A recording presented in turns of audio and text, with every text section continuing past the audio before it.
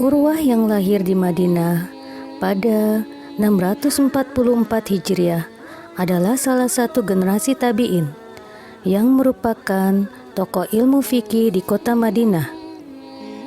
Urwah bin Jubair adalah salah satu dari 7 fuqaha Madinah, yaitu sebutan untuk sekelompok ahli fikih dari generasi tabi'in yang merupakan para tokoh utama ilmu fikih di kota Madinah. Setelah wafatnya generasi sahabat yang hidup sejaman dengan Nabi Muhammad Sallallahu Alaihi Wasallam. Urwah adalah putra dari pasangan Asma binti Abu Bakar dan Jubair bin Awam. Nenek Urwah adalah Sofiyah binti Abdul Muthalib, yaitu bibi Nabi Muhammad dari keluarga ayahnya.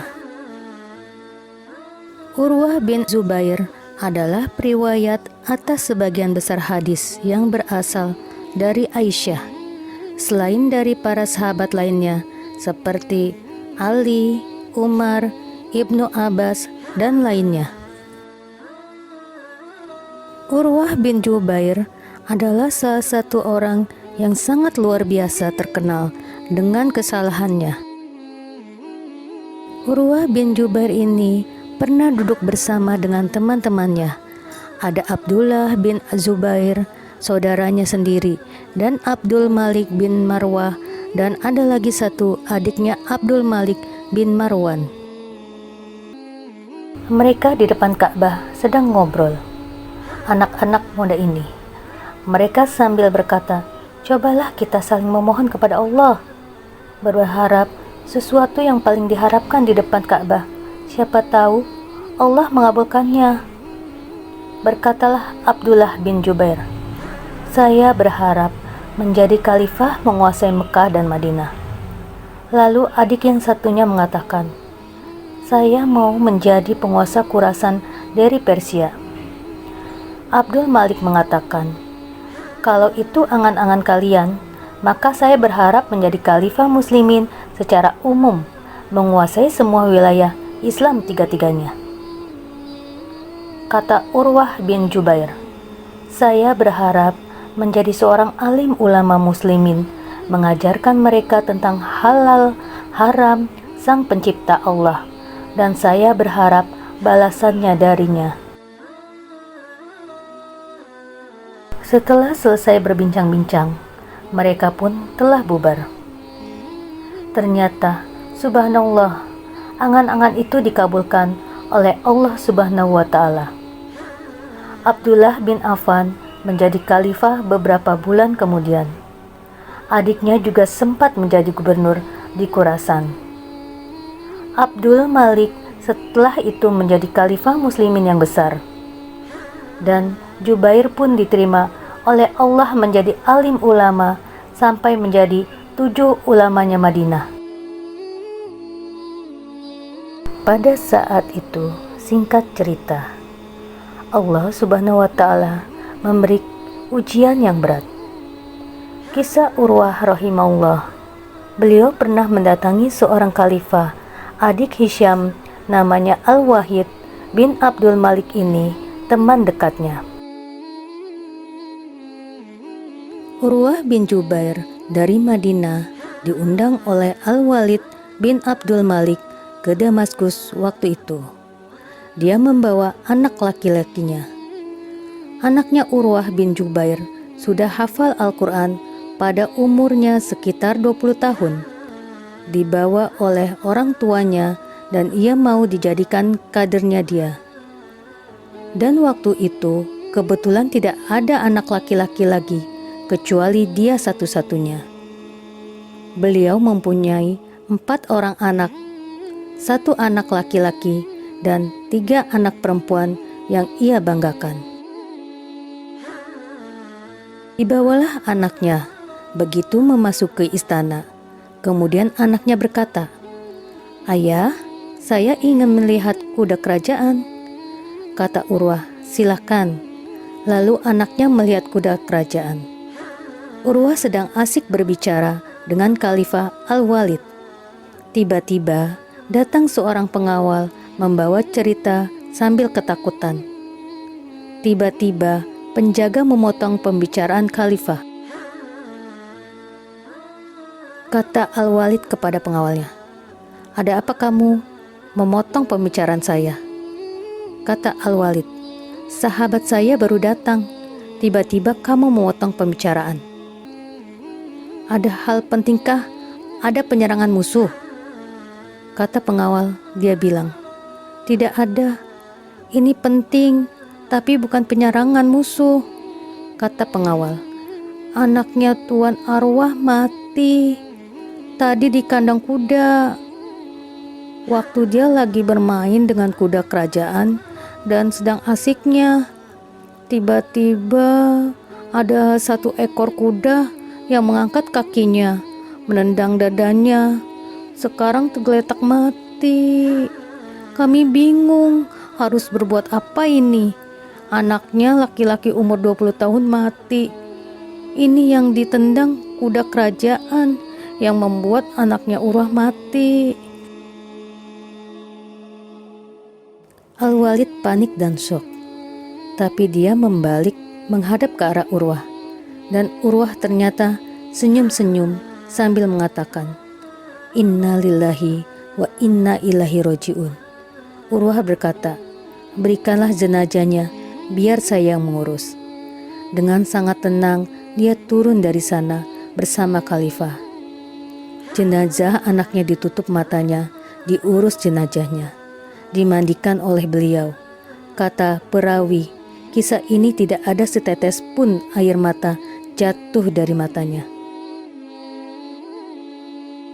Sudah selesai kemudian beliau bilang, "Saya akan kuburkan anak saya sendiri." Begitu turun ke kuburan, subhanallah, di kuburan dalam kisah ini dikatakan ada satu penyakit.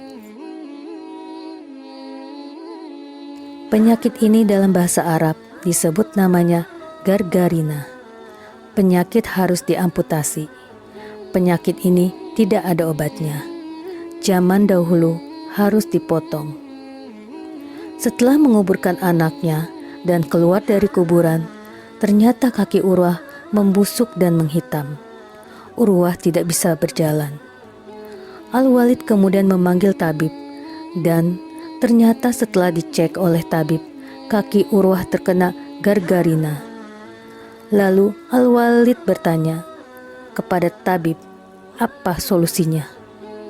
Kata tabib, kakinya harus diamputasi. Al-Walid memanggil tabib ke hadapan Urwah. Kata tabib, ini terkena gargarina, harus diamputasi. Tidak ada cara lain.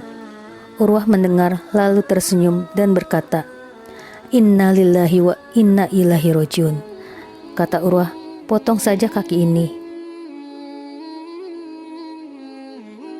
Lalu Urwah ditaruh di ruangan yang paling luas di istana dan akan dilakukan pemotongan di sebuah tempat yang mewah. Tabib bilang, "Wahai Tuan Urwah, kita ini akan memotong kaki Anda dan tulang. Tradisi kami adalah pasien harus meminum minuman yang memabukkan supaya tidak merasakan sakit." Kata Urwah, "Demi Allah, saya tidak pernah menyentuhkan setetes pun di tenggorokan saya haram." Lalu Al-Walid dan tabib mencari solusi. Urwah akan dipegang penjaga agar ketika diamputasi kaki Urwah tidak bergerak agar tidak menimbulkan salah potong. Kata Urwah, "Aku tidak perlu orang untuk memegangiku. Aku akan bertasbih dan bertahlil, berzikir kepada Allah. Kalau melihat wajahku sudah merah, potonglah kedua kakiku." Lalu tabib menyiapkan segala yang berhubungan dengan kebutuhan untuk mengamputasi itu. Lalu Urwah mulai menutup matanya sambil melafalkan Subhanallah walhamdulillah wa la ilaha illallah wallahu akbar direnungi dalam hati, dan betul wajahnya berubah menjadi merah. Ketika wajahnya merah, tabib pun mulai mengamputasi kedua kakinya. Begitu selesai, tabib mengamputasi kakinya. Urwah berkata, "Alhamdulillah." Tabib berkata, "Ini belum selesai, karena ada pendarahan yang masih mengalir," kata tabib. "Saya harus memasukkan kaki Anda ke minyak panas agar pendarahannya berhenti." Lalu kata Urwah, "Lakukan." Urwah melafalkan, "Subhanallah, Alhamdulillah." Kata Urwah, "Kalau wajah saya memerah lagi, lakukan." Tapi begitu dicelupkan kaki Urwah ke dalam minyak pada beliau, sempat berteriak sebentar, kemudian pingsan. Setelah sadar, Urwah bilang, "Mana telapak kaki saya?" Didatangkanlah telapak kakinya. Kata Urwah, "Demi Allah, selama 40 tahun, umur 40 tahun, belum pernah sekalipun saya gunakan kau ke tempat yang haram. Dan saya bersyukur kepada Allah karena kau dikembalikan padanya dalam kondisi kau suci, tidak pernah satu kali pun ke tempat yang haram." Setelah anaknya meninggal dan kakinya diamputasi, Urwah pulang ke Madinah dan tersebar berita anak Urwah meninggal serta kaki Urwah diamputasi. Lalu orang-orang datang untuk takziah, memberi ucapan sabar ke Urwah dan bela sungkawa. Lalu Urwah berkata kepada tamu-tamunya, "Ketahuilah wahai saudara-saudaraku, Allah telah memberikan aku 4 orang anak. Lalu Allah mengambil 1 dan menyisakan untuk saya 3 orang. Lalu Urwah bersyukur, Alhamdulillah.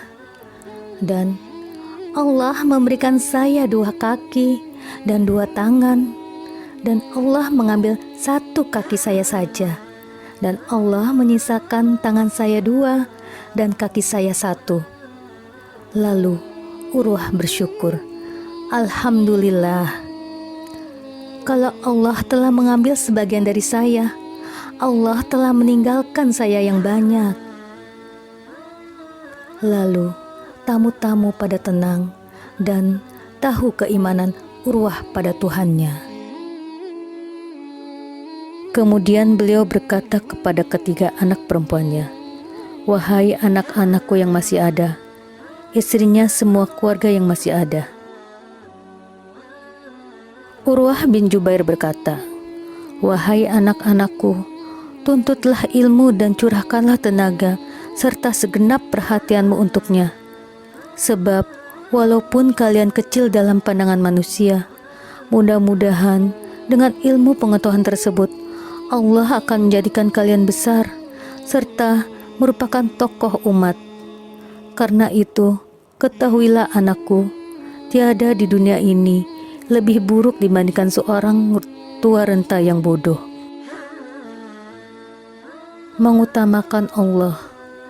Duhai anak-anakku, janganlah kalian menghadiahkan sesuatu kepada Allah yang kalian sendiri seyogyanya merasa malu menghadiahkannya kepada pemimpin kalian.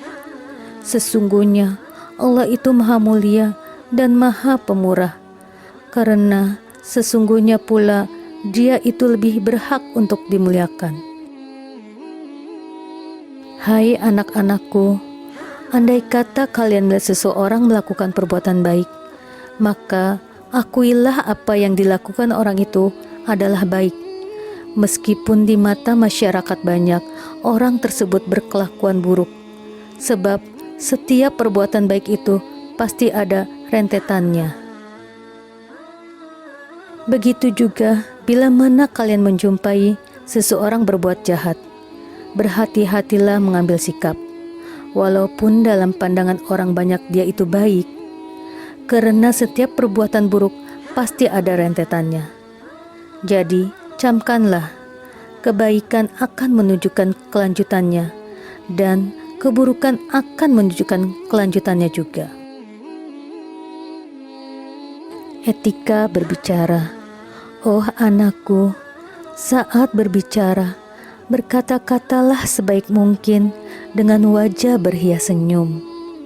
Anakku, telah tertulis dengan hikmah, jadikanlah tutur katamu selalu indah, dan ketika menyampaikannya, disertailah dengan wajah penuh senyuman. Sebab kata-kata indah dan wajah penuh senyum lebih disukai daripada sebuah pemberian. Demikianlah kisah dari Urwah bin Jubair yang sabar dan berserah kepada Allah Subhanahu wa Ta'ala, meskipun ia kehilangan anak laki-laki satu-satunya. Namun ia bersabar dan mensyukuri apa yang telah Allah Subhanahu wa Ta'ala beri. Seseorang mukmin itu sungguh menakjubkan, karena setiap perkataannya itu baik. Namun tidak akan terjadi demikian kecuali pada seorang mukmin sejati. Jika ia mendapat kesenangan, ia bersyukur, dan itu baik baginya. Jika ia tertimpa kesusahan, ia bersabar, dan itu baik baginya. Hadis riwayat Muslim nomor 7692.